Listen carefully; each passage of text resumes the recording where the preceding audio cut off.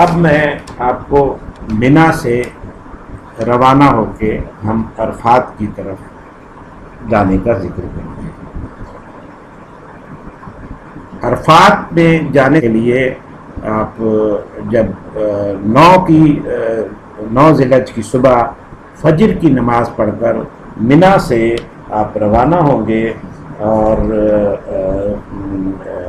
آپ میدان عرفات میں کا فاصلہ تقریباً 12 کلومیٹر ہے، اور جو 3 سے اگر پیدل جائیں تو 3 سے 4 گھنٹے میں طے ہوتا ہے۔ نبی صلی اللہ علیہ وسلم نے بھی فجر کی نماز پڑھی اور پھر سورج طلوع ہونے کے بعد آپ صلی اللہ علیہ وسلم میدان عرفات کی طرف روانہ ہوئے، اور وہاں پہنچ کر آپ نے وادی ارنا میں قیام فرمایا۔ آپ بھی منا سے عرفات کی طرف روانہ ہوں۔ جوان لوگ پیدل بھی جا سکتے ہیں، لیکن اب حاجیوں کے لیے، خاص طور پر پاکستانی حاجیوں کے لیے ٹرینوں کا بندوبست کیا گیا ہے۔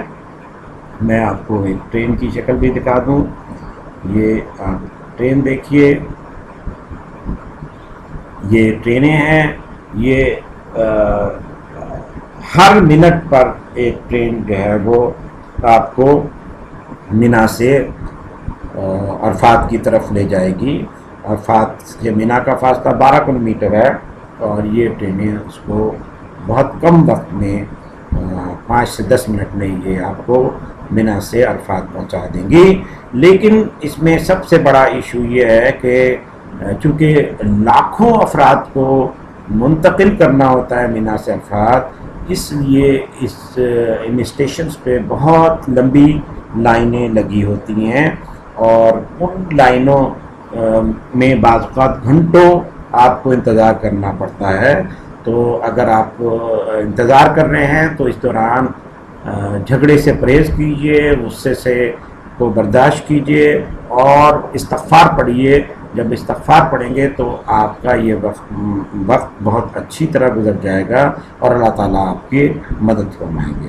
صبر اور ضبط اور حوصلے سے کام لیجیے جب آپ نے یہاں۔ اور جوانوں کے لیے میری درخواست ہے کہ اگر جوان چاہیں تو وہ پیدل بھی منا سے عرفات جا سکتے ہیں۔ 3 سے 4 گھنٹے میں وہ وہاں پہنچ جائیں گے، کیونکہ بعض اوقات یہاں پر ٹرینوں پہ کئی گھنٹے انتظار کرنا پڑتا ہے۔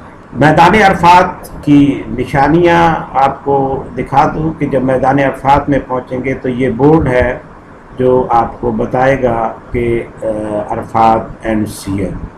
یہ بورڈز آپ کو کی مدد کریں گے کہ آپ میدان عرفات میں پہنچ گئے ہیں یا نہیں پہنچے ہیں۔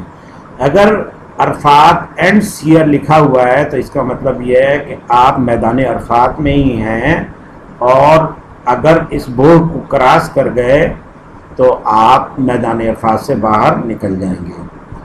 اور اگر بورڈ پہ لکھا ہے عرفات بگنز ہیئر تو اس کا مطلب یہ ہے کہ آپ میدان عرفات سے باہر ہیں، بورڈ کے اندر آ جائیں تاکہ میدان عرفات میں آپ داخل ہو جائیں۔ یہ بورڈ پیلے بڑے بورڈ ہیں جو آپ کی مدد کریں گے میدان عرفات کو پہچاننے کہ آپ میدان عرفات کے اندر ہیں یا میدان عرفات کے باہر۔ نبی صلی اللہ علیہ وسلم نے یہاں پر قیام فرمایا وادی ارنا میں، اور پھر زوال کا انتظار کیا۔ پھر زوال کے سورج اس کے بعد آپ نے ظہر اور عصر کی نمازیں ملا کر پڑھیں، اور میدان عرفات میں وہ مشہور خطبہ آپ نے مشہور خطبہ دیا جو انسانیت کا سب سے بڑا منشور قرار پایا۔ حجاج کے لیے منا میں 3 اسٹیشن بنائے گئے ہیں، منا 1، منا 2 اور منا 3۔ منا 1، منا 2 اور منا 3۔ یہ اسٹیشن یہ دیکھ لیجئے، آپ کو نقشے میں نظر آ رہے ہوں گے۔ میں اس کو تھوڑا سا بڑا کر کے دکھاؤں. یہ انتہائی جنوبی حصے میں ہیں، مینا کے انتہائی جنوبی حصے میں ہیں. زیادہ تر پاکستانی مینا کے مہتا 1 پہلے اسٹیشن سے یا دوسرے اسٹیشن سے، خاص طور پر جو لوگ زون 5 میں ہیں اور ان کے لیے اور زون 5 میں ان کے لیے مینا 1 جو ہے وہ سوٹ کرتا ہے. اور اس کے علاوہ بعض لوگوں کو وہ زون 2 اور زون 4 کے لوگوں کے لیے مینا اسٹیشن 2 زیادہ قریب ہے. مینا اسٹیشن 3 بالکل آخر میں ہے، جو جمرات زون 1 میں، مینا کے زون 1 میں واقع ہے. وہ تیسرا اسٹیشن ہے. اور اس طرح یہ 3 اسٹیشن ہے جہاں سے لوگ سوار ہوں گے اور عرفات کے لیے روانہ ہو جائیں گے. جب آپ عرفات پہنچیں گے تو آپ کو وہاں پر بھی 3 اسٹیشن ہیں، عرفات 1، عرفات 2 اور عرفات 3. یہ جو آپ کو ابھی اسٹیشن دکھایا جا رہا ہے یہ عرفات کا اسٹیشن نمبر 3 ہے، جو مسجد نبرہ سے قریب ترین ہے. اور یہ تمام اسٹیشن سڑک نمبر 38 جو ملک عبدالعزیز سڑک ہے اس کے ساتھ ساتھ واقع ہیں. آپ کو یہ نمبر نظر آ رہا ہوگا 38، جو کہ ملک عبدالعزیز سڑک کا نمبر ہے. اور تمام اسٹیشن مینا، مزدلفہ، عرفات کے اسی پر واقع ہے. یہ دیکھیے جس طرح مینا کے مختلف منطقہ یا زون ہیں، اسی طرح عرفات کے بھی مختلف منطقہ یا زون ہیں.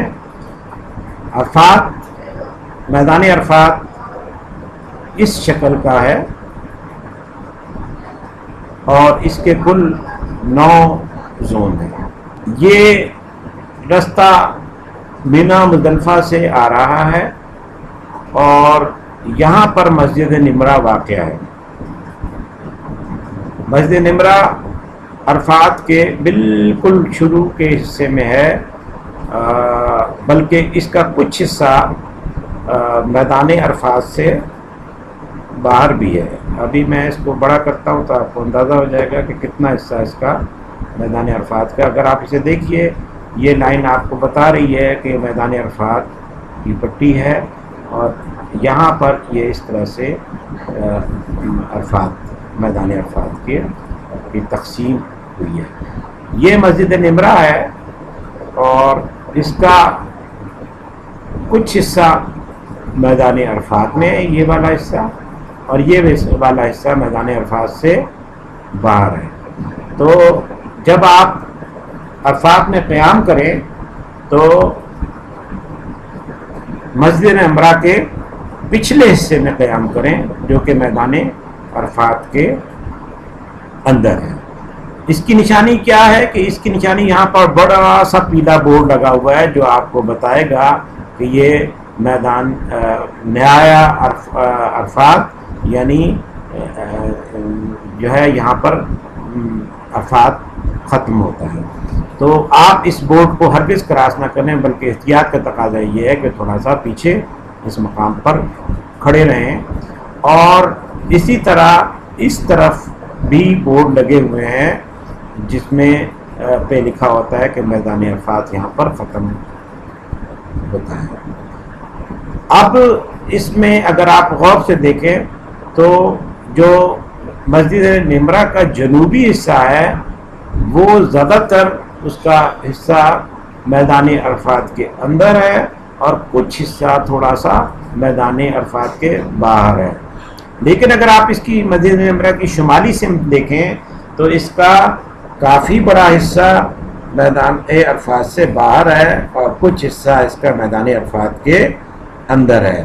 تو آپ کو اس بات کا خیال رکھنا ہوگا عرفات میں قیام کے وقت کہ آپ مغرب سے پہلے اس حصے سے باہر نہ جائیں اور اس حصے کے اندر ہی رہیں.